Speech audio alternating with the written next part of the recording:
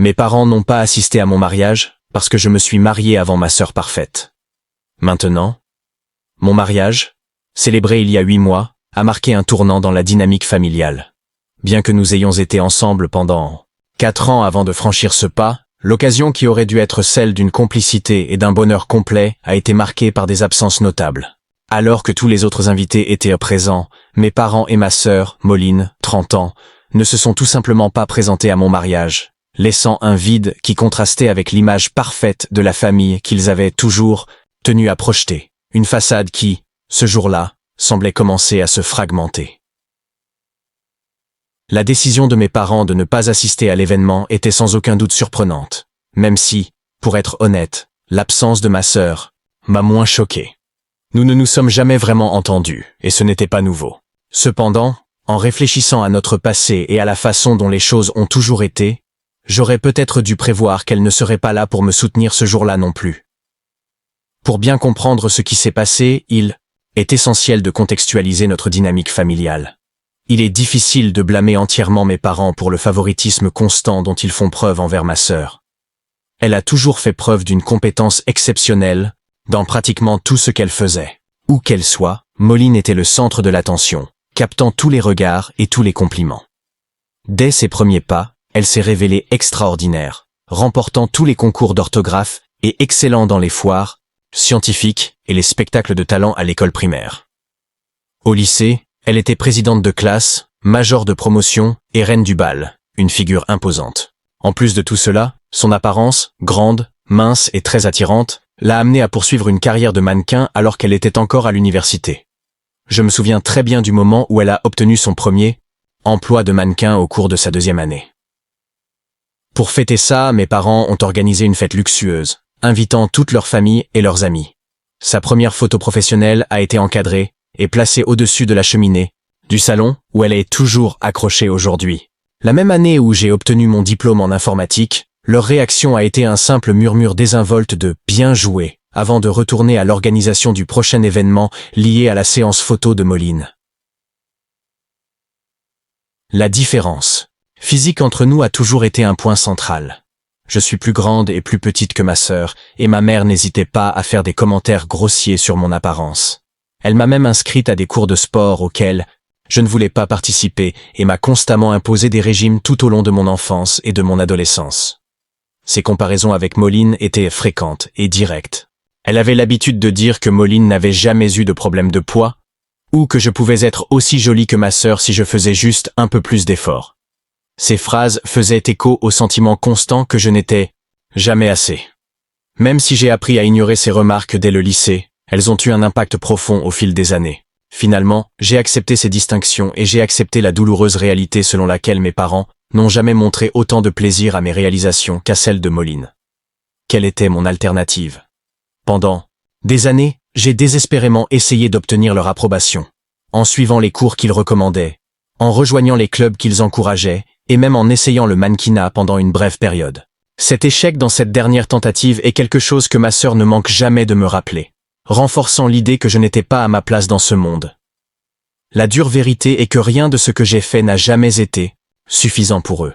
Je n'étais que la 2e fille, et ils étaient complètement fascinés par les réalisations de ma sœur. C'est au début de ma vingtaine que j'ai abandonné toute tentative de les impressionner, réalisant que rechercher leur approbation était futile. À partir de ce moment-là, j'ai commencé à me concentrer sur la construction de ma propre vie. Je me suis consacré à grandir professionnellement selon mes propres conditions et à nouer des liens avec des personnes qui me respectaient pour qui j'étais, et non pour ce que je pourrais devenir aux yeux de mes parents. Pour être honnête, les choses ont commencé à s'améliorer considérablement lorsque je me suis éloigné émotionnellement du besoin de leur plaire. Savoir que mes parents étaient constamment soucieux de préserver les apparences m'a aidé à gérer mes attentes à leur égard. J'ai gardé mes interactions avec eux superficielles pour éviter les conflits lors des repas de Noël obligatoires et autres réunions de famille sporadiques. J'ai simplement hoché la tête et souri pendant qu'ils se vantaient de Moline, parlant de leur dernier travail, de leur petit ami ou de leur destination de vacances. Parce qu'ils étaient tellement concentrés sur Moline, ils ne semblaient pas remarquer mon détachement émotionnel. C'est alors, lors d'une conférence informatique, que j'ai rencontré mon futur mari par l'intermédiaire d'un ami commun. Il m'a vu d'une manière que ma famille n'avait jamais vue. Il a remarqué que je me voyais et m'appréciais vraiment. Il aimait mon sens de l'humour pince sans rire, ma capacité à coder, et oui, même ma morphologie. Dès le premier jour, il ne m'a jamais dit que je devais changer ni faire de comparaison avec d'autres personnes. Il m'a choisi. Après 4 ans de relation, dans un moment parfaitement naturel et spontané, alors que nous étions seuls à la maison, en train de savourer un plat à emporter avec notre série préférée en arrière-plan, il m'a demandé en mariage. L'année dernière, j'ai partagé la nouvelle de mes fiançailles avec mes parents. Je m'étais fiancé et j'avais décidé de leur dire. Mon premier signe que quelque chose n'allait vraiment pas aurait dû être leur réaction. Il n'y a pas eu de félicitations enthousiastes, pas de câlins ni de mots de joie, juste un lourd silence qui plane dans l'air. Ma mère a alors exprimé son doute. Elle s'est demandé si j'avais raison. De vouloir sauter directement dans le mariagiette m'a suggéré d'envisager améliorer ma condition physique avant la cérémonie.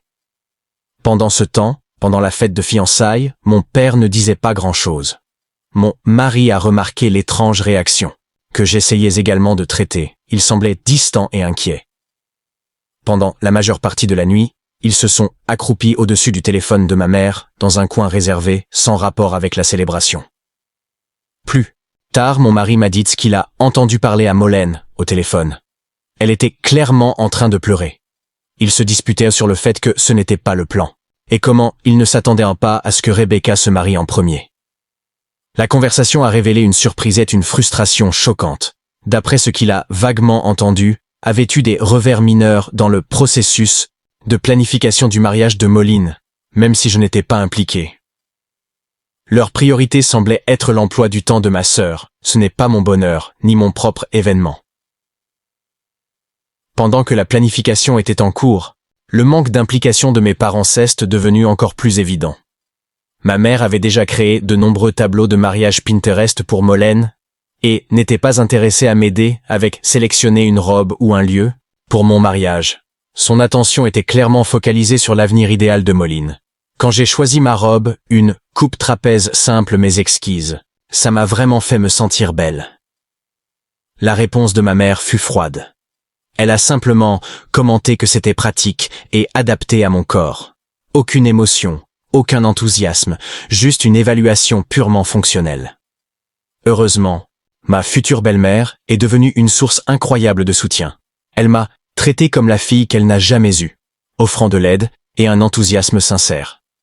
Nous avons fini par travailler ensemble sur la plupart des préparatifs, du choix des fleurs à l'organisation, ce qui a été un énorme soulagement. Nous avons soigneusement examiné et j'ai vérifié la liste des invités avec mon conjoint pour m'assurer que personne n'est oublié. Nous avons mis un point d'honneur à envoyer à la fois des documents électroniques et papier.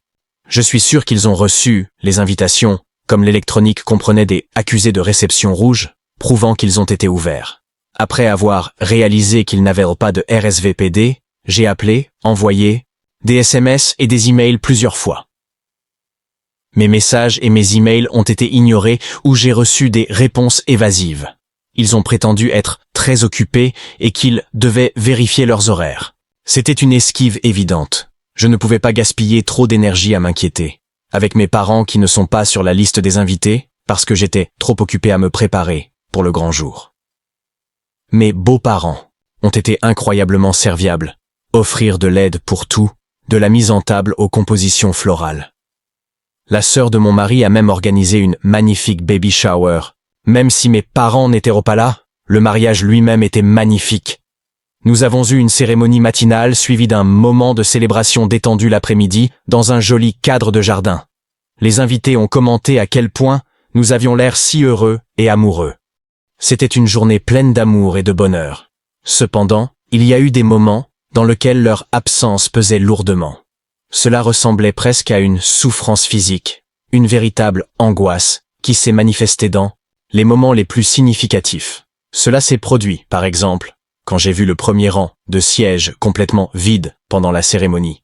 C'était un rappel cruel du vide laissé. Un autre moment douloureux, je pensais à la danse père-fille que je n'ai pas pu y assister. C'était une tradition que j'ai toujours imaginé vivre. Ton absence a transformé ce moment de tristesse. Une fois l'excitation du mariage retombée et la tranquillité de la lune de miel terminée, une question persistait dans mon esprit. J'avais Besoin de comprendre la raison de l'absence de mes parents ce jour important.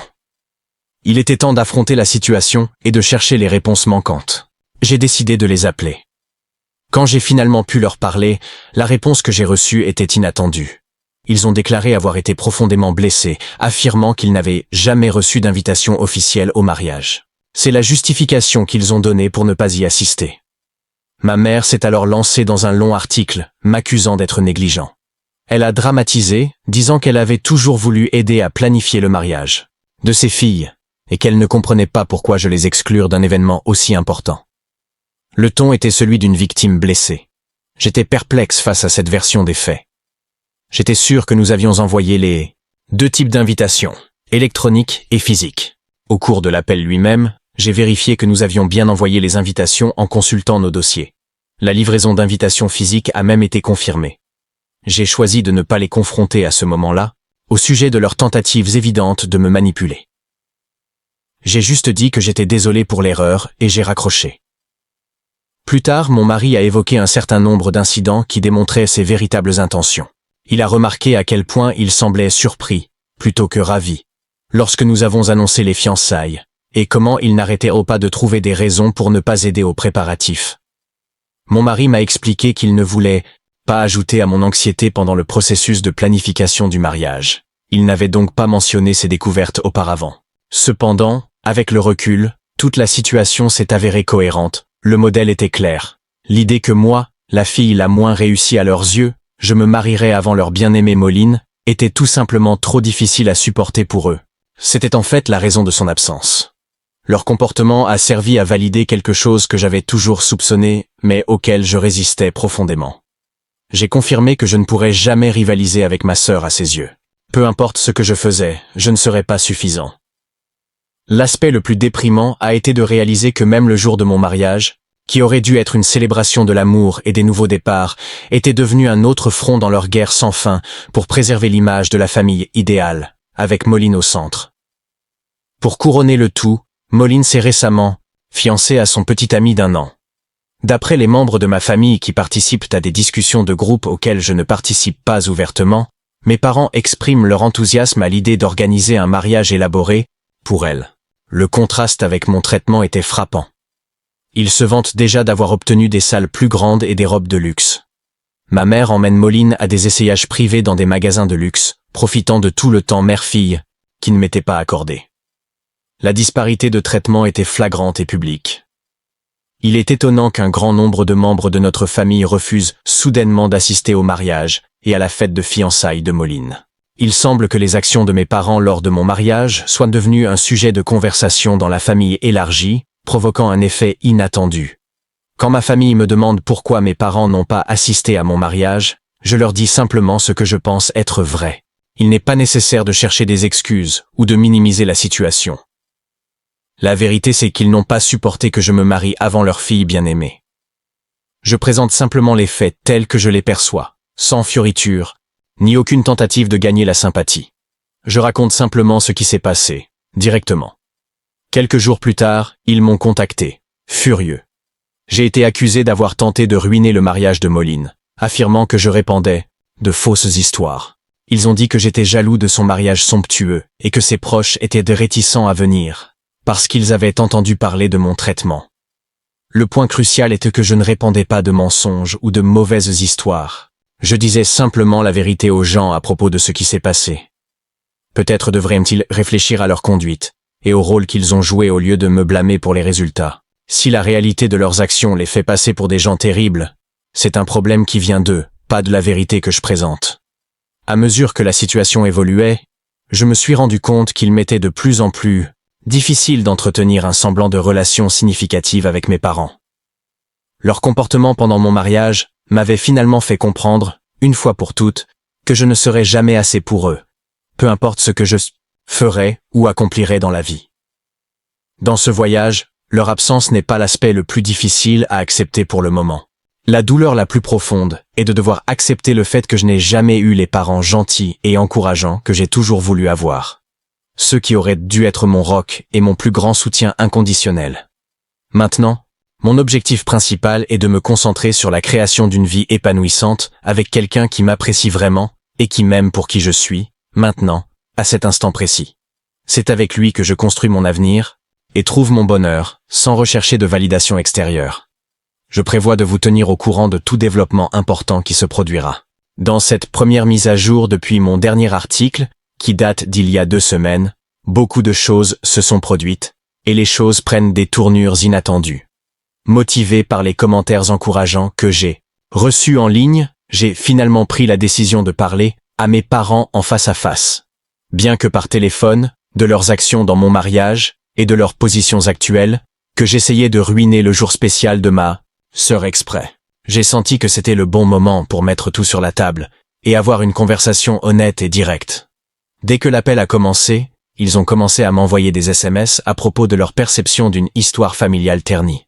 Mes parents ont rapidement commencé à porter des accusations, insistant, lors de notre appel, sur le fait que j'étais jaloux de Molène et que j'avais tout planifié pour lui faire du mal.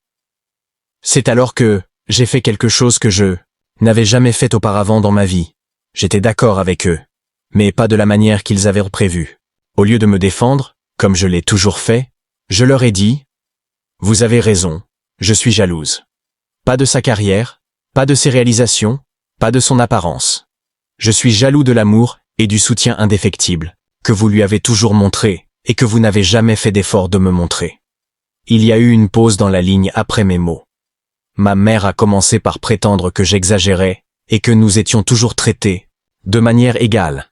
À cet instant, quelque chose s'est brisé en moi, et des sentiments qui avaient été réprimés pendant des années ont afflué, comme un barrage qui aurait cédé. Je les ai informés de chaque anniversaire, au cours duquel le succès le plus récent de ma sœur éclipsait mes propres réalisations. Je lui ai parlé du retour de Moline dans le mannequinat et de la façon dont ma mère a annulé mon dîner de remise de diplôme à cause de cela. J'ai mentionné que la tenue de bal coûtait plus cher que le coût total de mes manuels universitaires, pendant 1 an.